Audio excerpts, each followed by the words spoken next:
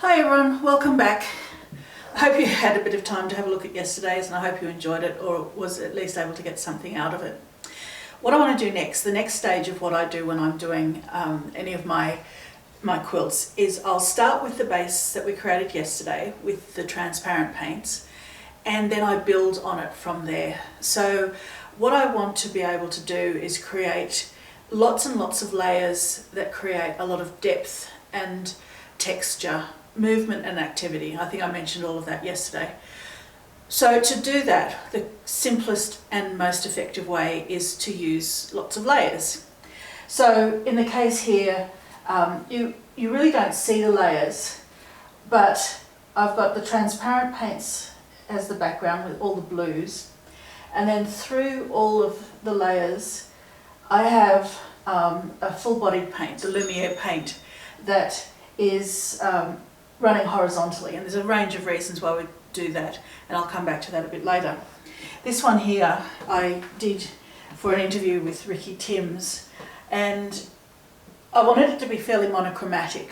I didn't want a lot of different colour in the background, but I did want a lot of texture.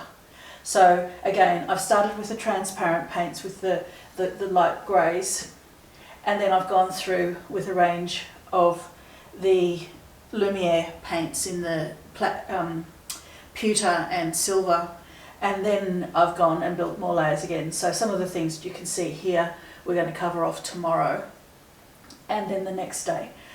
So today what I want to do is I want to show you some examples of how we can create those layers and layers of texture with just paint and building in a lot of contrast. In a second I'm going to bring the camera back over here and focus it down here because you really want to be seeing what I'm doing with my hands, not necessarily what I'm talking about. So I want to bring the camera over, and that way we can focus just on this area here. And I'll run you through a couple of different techniques and explain why building the layers can make a real difference to your project. Before I do that though, I want to run through the fabrics we did yesterday, show you the finished results of the couple of pieces that we had scrunched in the bowl, and also the effect of the salt. And then at the end of the video, I'm going to run you through some other fabrics where I've got the multiple layers. So I've started with the transparent paints and then I've added the layers with the full-bodied paints. So that's what we're going to do today. I hope you're going to enjoy that. Let's take a closer look at some of the fabrics from yesterday.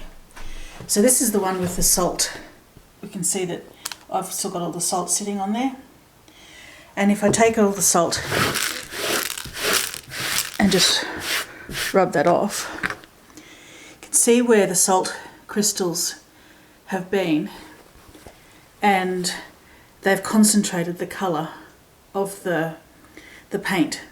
So because the salt draws in moisture, it sucked up all this paint and pulled it into the spots where the salt has sat. And as I said before, where the salt crystals are large pink Himalayan salt, you get large blobs. Where the salt is the fine kitchen salt, you get this lighter spray effect. So you can use that in all sorts of design concepts to create different texture and different effects in the background if you want to.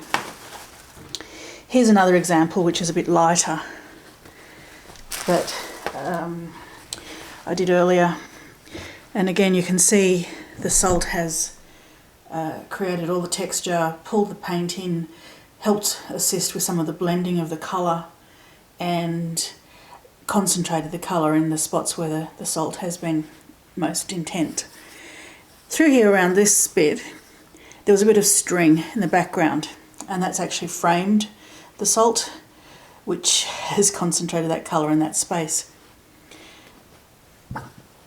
We did this one yesterday, that's the sun printing, and here's one of the two background fabrics that I created from the scrunched surface, and you can see that the colour has blended, it's run in together. You've got areas of concentration like here and through here. That's where the paint was at the surface and it dried faster than the surrounding areas, so you get more intensity of the paint where it dries faster. But that's going to make a fantastic background for something later today and the rest of the week. And here's a second version, same thing, exactly the same colours, done slightly differently. So again, you can see that there's quite a concentration of the blending. You've got areas where it's dried faster, and you've got this wonderful textural effect. Now, even though these have been ironed, you can see the scrunch lines. They become permanent in the finished piece because the paint is drawn to areas of concentration or focus. Whenever you have pieces that are scrunched up, you get that texture built in. If I were to place my fabric on, say, bubble wrap and then paint it and leave it to dry, I would have all the circles of the bubbles coming up through that as well. So you can manipulate the texture you create by putting something underneath the fabric and then having that texture create the patterning on the surface. One of the pieces that we used the transparent paints on yesterday, and I'm going to use a range of different Lumiere paints. Now, Lumiere paints are a full-bodied paint, so you can use any full-bodied paints for these sorts of techniques. The thing that the Lumiere paints have that is just so magnificent is that they've got a very buttery finish. They don't stiffen the fabric significantly. You can feel that it's there if you use a lot, but it doesn't actually make the fabric go stiff and hard. And they are all either an opalescent or a metallic finish. So I have a bit of a collection that I've pulled out for today. And you can see the sort of colour range that I'm working in here. I do still want to keep it relatively monochromatic. I want those neutrals and all the other elements like that. So we're going to just work through a couple of different techniques and processes. The first and most important thing for me in any process is that I want to build layers. Excuse me. And to build the layers, I need to build in some contrast. Now, contrast is not just black and white or black and yellow. It can be small elements, big elements, metallic versus matte, very light versus dark, which is a fairly common one. And when you put all those layers together with the different contrasts, that's where you start to see depth and movement. So let's have a play. I'm going to start first with a very basic little stamp. So when you're stamping, it really doesn't matter stamps you use. You can create your own stamps from handmade things around the house. I've run whole classes that go all day just on making handmade stamps from items that we find around the house. You can use commercial ones that are available from your papercraft and scrapbooking pages. This is a wood block, and really there's no limit. Sponges are nice as well. Anything that's going to put paint onto the surface via a transfer is going to work as a stamp. Now, as a general rule, I'm fairly heavy-handed, so if I put my paint in, I put too much paint on if I press the stamp straight into the paint. So what I tend to do is I tend to use a roller, and then I roller across the stamp, and I know then that I'm only getting paint on the surface where I need it. And I'm just going to start to randomly transfer colour. Now, I say randomly and I really mean it. We don't want too much consistency. You don't want it to all be lined up perfectly, because otherwise it starts to look like lines. And as I said right at the outset, I want to try and make this a relatively organic finished piece so that it just has this life of its own, and I'm not trying to sort of do anything too constructed. If I suddenly were to just start working across the piece, I get a very it's very man-made, so it looks like we have planned it out and we've drawn it up and we've constructed it. Nature doesn't have a lot of straight lines in it, so what I want to be doing is making it look like things are sort of a little chaotic, and out of the chaos will come order. So I'll probably just do one or two more of this one and then transfer to a different element. Now I could consistently keep going just with this stamp, maybe change the colours a little bit, maybe do something else, and I'd still have a really interesting finish. I'm going to show you some fabrics later on that's going to demonstrate that. But as I said, I like to have a lot of contrast in a lot of different ways, so not just in colour. So from there I can take some stencils. So I could stamp with lots of different stamps, I could keep stamping, but I'm going to transfer across and use some stencils. Once again, the best place to go looking for a lot of your stencils is the paper crafters. Scrapbooking, card making places have amazing stencils.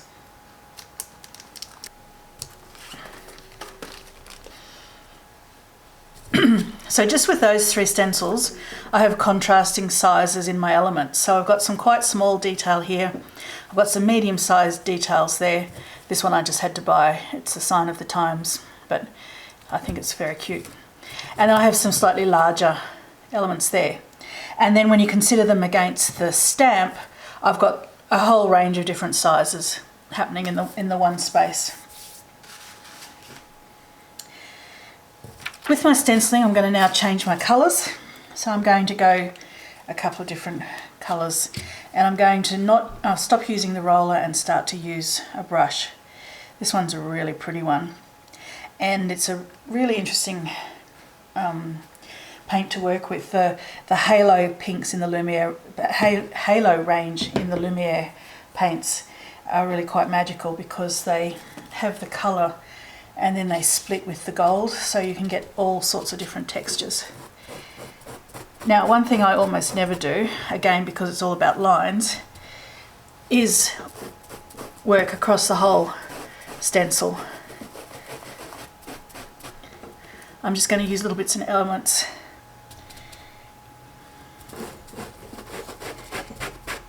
I'll place some over my stamps, and I'll just put them randomly all around the piece.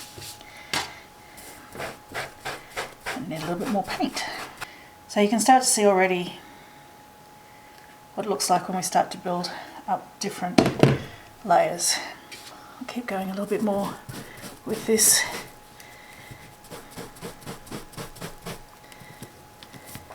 A few more spots. I can always come back, and I'll probably come back with a stencil with a second colour.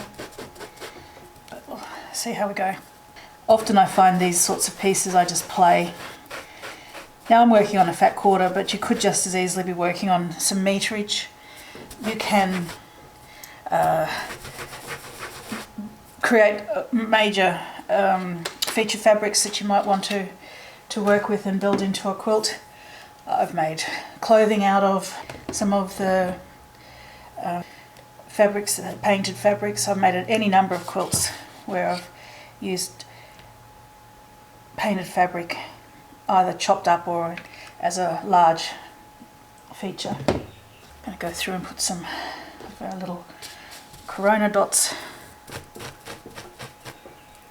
Not too many. Now, one of the most important things when you're using a stencil is to keep an eye on what's going on the back, because if you have paint leaking underneath the back of your stencil, that's when things start to get messy and you won't necessarily get any clarity of design because it will bleed through the back.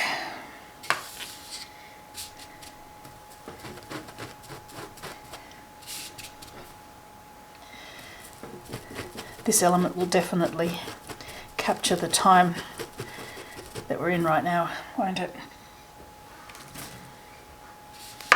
So we need to lighten this up a little bit now. I've got a couple of things that are a bit darker, So let's go for a slightly lighter gold. You may notice I'm not washing anything up as I go. I really don't mind if the colours blend a little bit, but if it's going to bother you to work like that, then by all means wash as you go. There's still going to be a bit of the brown on here, and that's going to influence my gold, which actually works quite well for this colourway.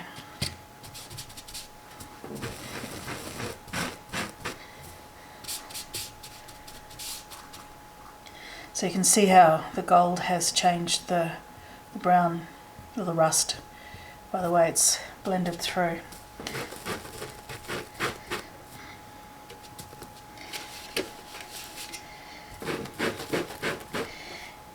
And how all the different elements start to work. So small bits provide a bit of contrast against the larger bits. And you can see I'm just working my way across, filling in gaps, overlaying, putting colour down. And as I build up and I overlay, you start to get that sense of dimension, because things are sort of opening up a bit and they look a bit like they're behind. So the rule of thumb with some of these things is that darker colours will recede and lighter colours will come forward. So where you've got a whole piece and you're starting to create the layers, you get the dimension and the movement by the manipulation of colour, similarly to what we spoke about yesterday. I'm going to go through and put some more flowers in. Now this copper is going to complement the pink that I used with the flowers last time, but also create a bit more dimension.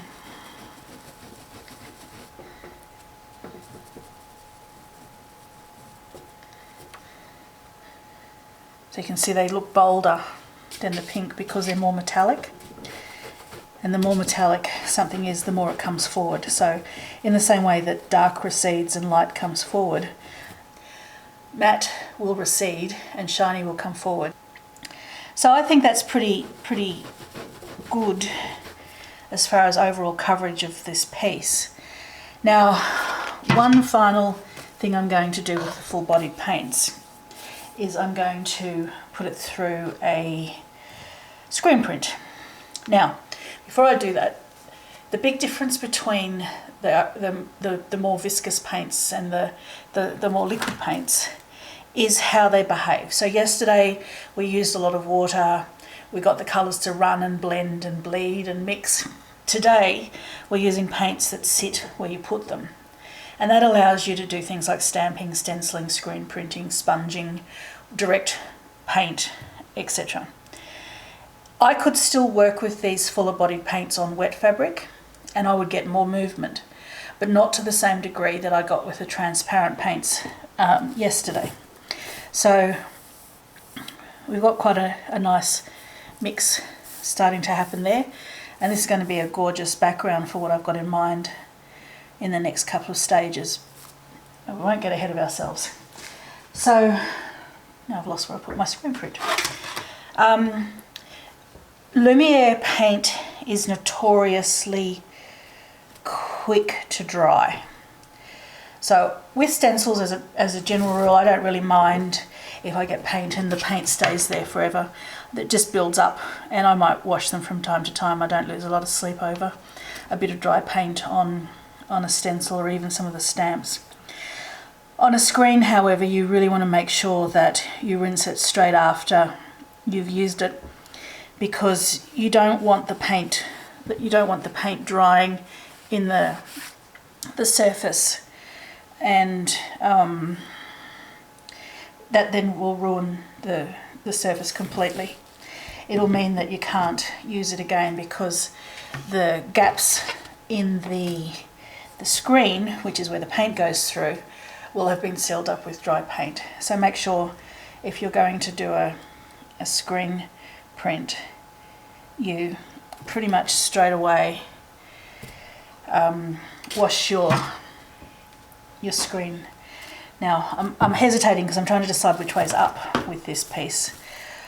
I can't entirely decide, and the reason I need to do that is because I'm going to make a feature element with the screen print.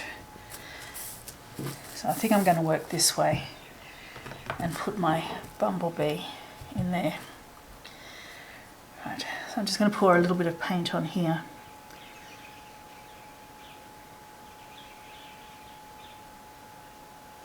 Don't need a huge amount. And then you can buy proper squeegee tools for the distribution of the paint. I'm just using an old credit card. It's not that old a credit card, but it's been cancelled because someone put a 1 cent transaction on it and therefore it's no good anymore. So I'm just going to pull my paint through and see all the detail coming through. And there's my bee. Okay, so that's a range of different things that you can do with the full-bodied paints. And just because I'm showing you the brands that I use the most and that we sell doesn't mean that it's only this. So go back to what we talked about yesterday with the characteristics. How liquid is it? How runny is it? Can I see through it? Is it opaque? What am I going to use it for? Is it going to serve the purpose that I want? So I'm going to set this aside now, and that's going to be a gorgeous base upon which we'll build tomorrow.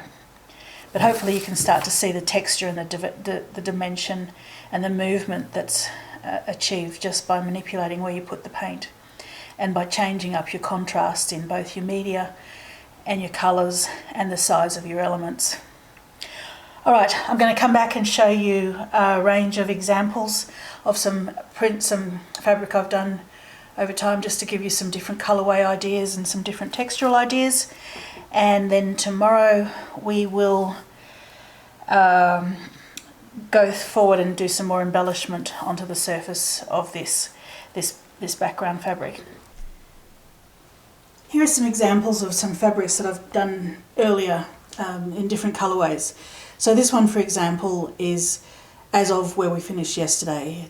Dynaflow paint, or any of the transparent paints if you've got access to others, scrunched up in the bowl, 1 or 2 colours bled together to create some texture.